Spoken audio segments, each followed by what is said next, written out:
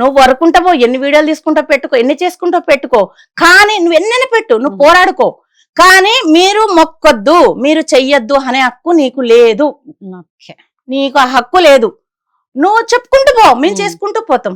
నీ దమ్ముంటే షిరిడీలో మాట్లాడి చూడు, దమ్ముంటే గుళ్ళన్ని కూలగొట్టి చూడు, అంతేగాని ఎవరిని పోద్దు. నా హిందువుల్ని కాపాడతా, నా హిందువుల్ని కాపాడతా అంటే నువ్వు ఎవడివి కాపాడడానికి? ఎవరి హిందుత్వం వాడికి లేదా? ఎవడి హిందూ మీద ప్రేమ వాడికి లేదా? నువ్వు ఒక్కడే పుట్టుకొచ్చినావా? ఈ రోజు పెద్ద పెద్దలు ఉన్నారు. సరే, ఈయన విషయం పక్కన పెట్టేస్తే మీ విషయానికి వద్దాం. చెప్పండి. ఇది ఎందుకంటే మాట్లాడుతూ ఉంటే ఇంకా అట్లా వస్తూనే ఉంటాయి. అంటే అమ్మ ఒకటి ఏంటంటే, ఇప్పుడు మేము బాబా గురువు అయినా కూడా మా ఇంట్లో ఒక మనిషిలాగా ప్రేమిస్తాం. మా ఇంట్లో మనిషిలాగా మనకి కష్టం వస్తే, మన ఇప్పుడు నాన్న నాకు ఒక 5 రూపీస్ కావాలని పిల్లలు అడిగితే తండ్రి కాబట్టి ఇస్తాడు. అప్పుడు మనకి ఎంతో ప్రేమ ఉంటది. మా డాడీ నాకు ఇచ్చాడు అని. అట్లనే మేము ఒక తండ్రిగా, ఒక తల్లి, మన ఇంట్లో మనిషిలాగా ఉంటాం. బాబా నాకు ఇది కావాలా బాబా, నువ్వు చేస్తావా తండ్రి అన్నప్పుడు ఆయన చేసిన సందర్భాలని, అందుకే ఇంట్లో సభ్యుడి లాగా మేము అనుకుంటాం. మన ఇంట్లో సభ్యుడిని ఎవడన్నా బయట వాడొచ్చి అనుకుంటా ఊరుకుంటామా? ఊరుకో. ఆ ఉద్దేశంతో నేను మాట్లాడుతున్నా. చేరుద్ది, చూద్దాము. అయితే ఇప్పుడు అతను ఎవరో నాకు తెలియదు, నేను కూడా ఫుల్ వీడియోలు చూసాను. కాకపోతే మాకు బాధ.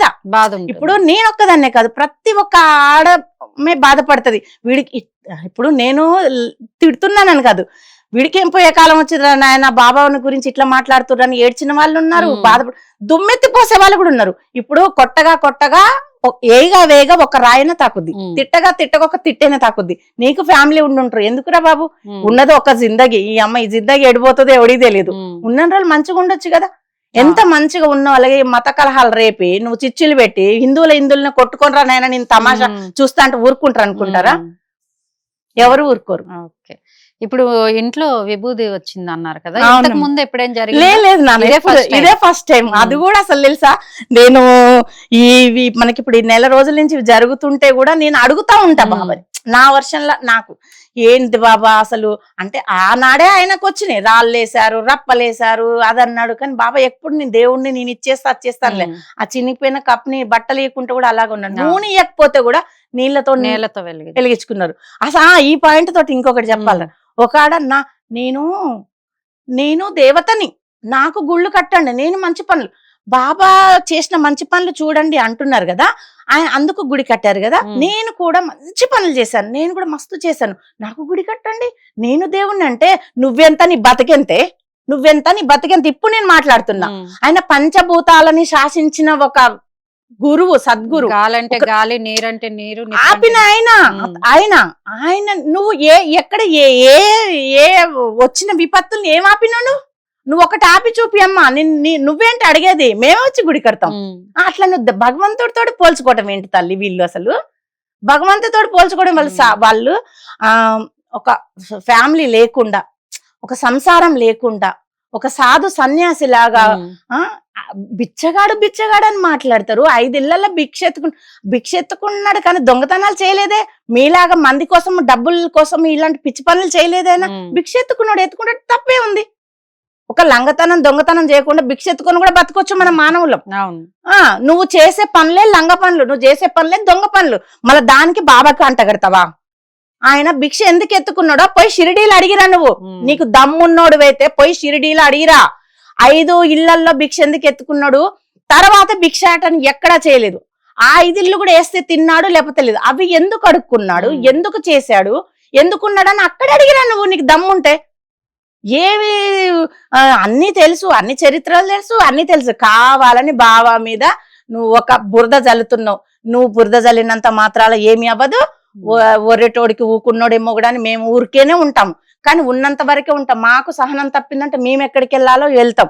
ఎందుకంటే ఇప్పుడు నేను ఒక్కదాన్నే కదా, చాలా మంది ఉన్నారు. ఇప్పుడు ఈమె ఆడది ఇప్పుడు నా మీద చూడు ఎన్ని వస్తాయో. ఇప్పుడు ఆమె మాట్లాడింది అని నువ్వు ఎంతమంది ఆడాలనన్నా పెట్టుకో, నాకేం బాగాలేదురా బాబు, నేను ఏడికంటే అక్కడికి వస్తా.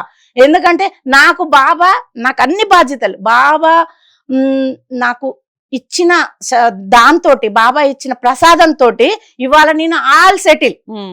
నాకు పిల్లల పెళ్లిళ్ళు అయిపోయి నన్ను అయిపోయాను. ఇప్పుడు నేను అమ్మో నాకు ఎవడన్నా వచ్చి చంపుతాడేమో, నన్ను ఎవడన్నా వచ్చి ఏదైనా చేస్తాడేమో, నన్ను బదనాం చేస్తాడేమో అని, నా పిల్లలు ఉన్నారు, వాళ్ళ భవిష్యత్తు ఏంటో అని ఆలోచించుకోవడానికి కూడా లేను, రెడీగా లేను నేను. ఎందుకంటే నాకు అన్ని అయిపోయినాయి. నేను ఏడ ఉన్నా ఒకటే, ఎక్కడున్నా ఒకటే. నువ్వు ఏం చేస్తావో చేసుకో, ఎన్ని కామెంట్లు అనే పెట్టించుకో, ఏమైనా పెట్టుకో. కామెంట్లు పెట్టడంలో చెప్తున్నా, మీ ఇంట్లో ఆడవాళ్ళని దృష్టి చేసుకొని నాకు కామెంట్లు పెట్టాలి.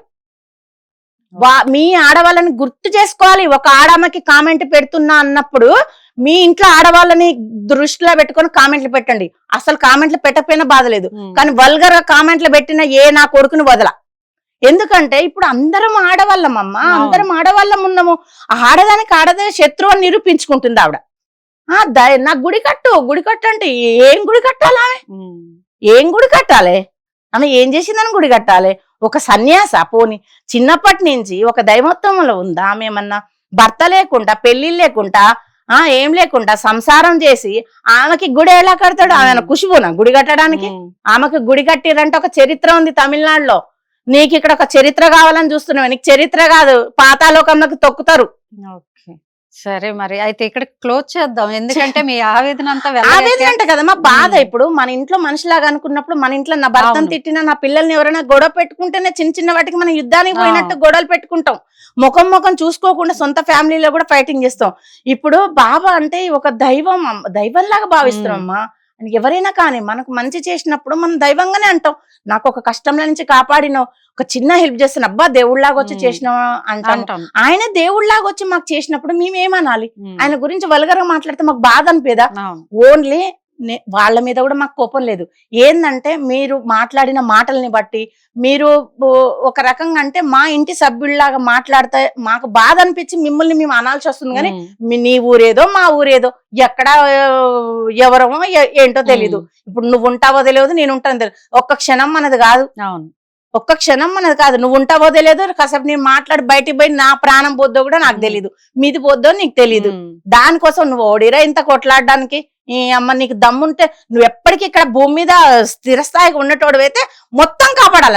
ఈ కలియుగం అంతవైపోయేంత వరకే నువ్వు ధర్మాన్ని మొయ్యాలి. నాకు మళ్ళీ వస్తుంది నాకు బూతుగాని మాట్లాడ, మొయ్యాలి నువ్వు ధర్మాన్ని మోసి హిందువుల్ని కాపాడుకుంటా. నువ్వు చచ్చిపోవద్దు, నువ్వు అలాగే ఉండాలి. నువ్వు ఆదిశంకరాచార్యులు అంశ కదా, నువ్వు అలాగే నిలబడి హిందూ ధర్మం ఇంకా ఎన్ని లక్షల సంవత్సరాలు ఉందో అన్ని లక్షల సంవత్సరాలు నువ్వు బతికి ఉండి నువ్వు నిరూపించు, తరతరాలు నువ్వు నిలిచిపోతావు.